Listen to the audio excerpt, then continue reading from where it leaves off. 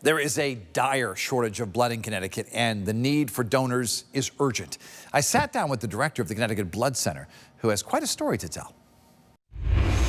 And joining us now from the Connecticut Blood Center is John D. Casanova. And John, good to see you here on the program. Thanks for having me. So first of all, tell us a little bit about the Connecticut Blood Center, how it works. So the Blood Center plays a critical role in healthcare in terms of making sure that we have the supply of blood products, red cells, platelets, and plasma for the hospitals. And that's an incredibly important role. And so ultimately we can, only give and provide what we have. But there's two basis points. There's the supply side of things, making sure that we have enough to reach ultimately the demand side of things, which is the hospitals, what they need to save their patients. And tell us about this blood shortage we've been hearing about in our state. Yeah, historically, this time of year in the summertime, we do see a lower supply. And we also see an increase in demand. And unfortunately, that's because we're not necessarily at high schools or colleges this time of year like we are in the fall and the spring, which is a large source of blood across the nation. And the demand side, sometimes we see, the hospitals needing more blood. And that might be because of motorcycle accidents, for example, happening more in the summertime. And some of those accidents might produce quite a number of, units of blood that are needed. Is it hard to get people to donate blood? Depends on who you ask, but that's our job, is to make sure that we're educating the folks out there in the community, one, on what it entails in terms of blood donation, but also the need for it. Again, we can only supply what we have, and patients do need this blood in order to survive. Let's say that certain hospitals out of a certain type of blood, how do they get it quickly for a patient who needs it?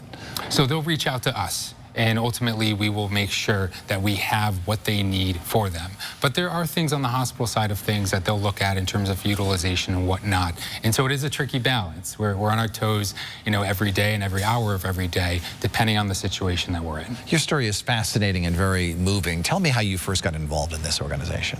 So it starts back in 2012. I was diagnosed with lymphoma cancer, and I received many treatments throughout my 2 years between a number of hospitals. But one of the most important treatments was blood, both red cells, platelets, and actually plasma as well.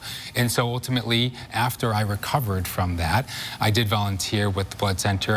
I was finishing my undergrad, and then took on a position with them officially afterwards. So when that old saying goes, give blood, save a life, for you, it really means something. Yes, absolutely. And so now I take, privilege in the fact that I can work every day to hopefully provide that same opportunity to those patients that need it now, so they can find themselves in recovery too. What are the guidelines for someone to give blood? What do you need to be?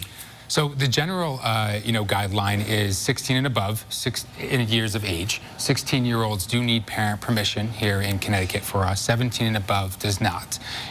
There are things medically that could defer someone, but good general health is a baseline thing. We would welcome people to visit our website, ctblood.org. That's the best avenue to find out what might or might not defer you. There's a lot of myths out there when it comes to blood donation. For example, people think because they have a tattoo, they can't donate blood, and that is far from the truth. And is there an age limit? There is not for us at the Connecticut Blood Center. So we do have folks in their 80s and 90s, believe it or not, that are still donating blood. But one thing that can happen is as we get older, we might end up on a medication that could defer.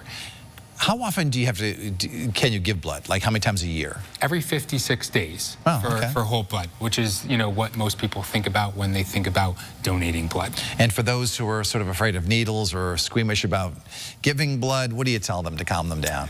I would encourage them to think about those that they're saving. Okay. That is, I think, our best advice. Think about those that are going to receive this unit of blood that ultimately saves up to 3 lives. So when you donate whole blood, we separate it as a blood center in red blood cells, platelets, and plasma. And that could go to 3 different patients. And that's why we always say you can save up to 3 lives with 1 donation. And finally, I'll give you a plug for your website where people can get information. ctblood.org is the best resource for us. That's pretty easy. John D. Casanova from the Connecticut Blood Center. Best of luck, and thanks for sharing your story, and hopefully we got some people to come donate blood next week. Thank you so much.